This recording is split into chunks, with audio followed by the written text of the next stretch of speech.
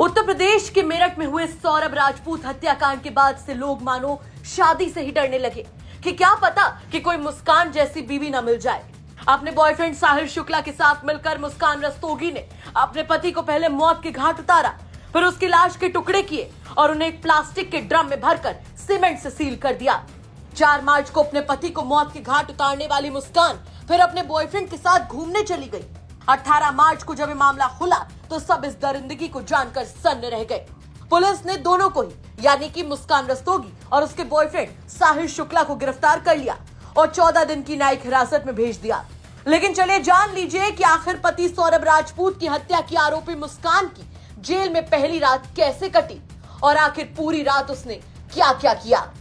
पति की हत्या करने वाली मुस्कान जेल में पूरी रात नहीं सोई। जेल की बैरक में मुस्कान रात भर करवटें बदलती रही। मुस्कान ने सुबह भी आज खाना नहीं खाया। जेल अधिकारियों से मुस्कान ने कहा कि मुझे अपने किए पर पछतावा हो रहा है। आपको बता दें कि मेरठ में अपने पति और पूर्व मर्चेंट नेवी अफसर सौरभ राजपूत की निर्मम हत्या करने वाली आरोपी मुस्कान की जेल में पहली रात बेचैनी में कटी।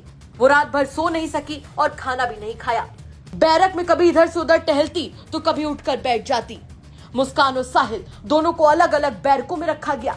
जब मुस्कान को पता चला कि उसे और साहिल को अलग रखा जाएगा तो उसके चेहरे के हाव भाव बदल गए।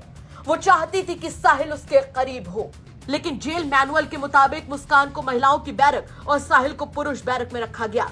पेशी के दौरान मुस्कान के चेहरे पर गहरा तनाव साफ दिखा। जब पुलिस उसे और साहिल को मीडिया के सामने लाई तब उसकी मांग में सिंदूर नजर आया। मीडिया ने जब उससे पूछा कि सिंदूर किसके नाम का है तो वो पहले घूरने लगी, लेकिन फिर उसने नजरें झुका ली और कोई जवाब नहीं दिया। हालांकि कोर्ट में पेशी के दौरान बाहर खड़े वकीलों ने भी दोनों को घेर लिया और जमकर पिटाई भी की थी। साहिल के बाल खींचे गए, कपड़े तक फाड़ दिए गए थे। पुलिस ने बड़ी मुश्किल से दोनों को भीड़ से बचाकर कोर्ट रूम तक पहुंचाया था, जिसके बाद मुस्कान की दहशत और ज्यादा बढ़ गई है। अब भले ही मुस्कान कह रही हो कि उसे उसके किए पर पछतावा है, लेकिन सौरभ राजपूत अब इस दुनिया में नहीं रहा। क्या होगा उस बेटी का जब उसे पता चलेगा कि उसके पिता को उसकी मां ने ही मौत के घाट उतार दिया है। फिलहाल देखना होगा कि अब इस मामले में आगे और क्या कुछ निकलकर सामने आता है। मेरठ से उस्मान चौधरी की रिपोर्ट यूबी तक।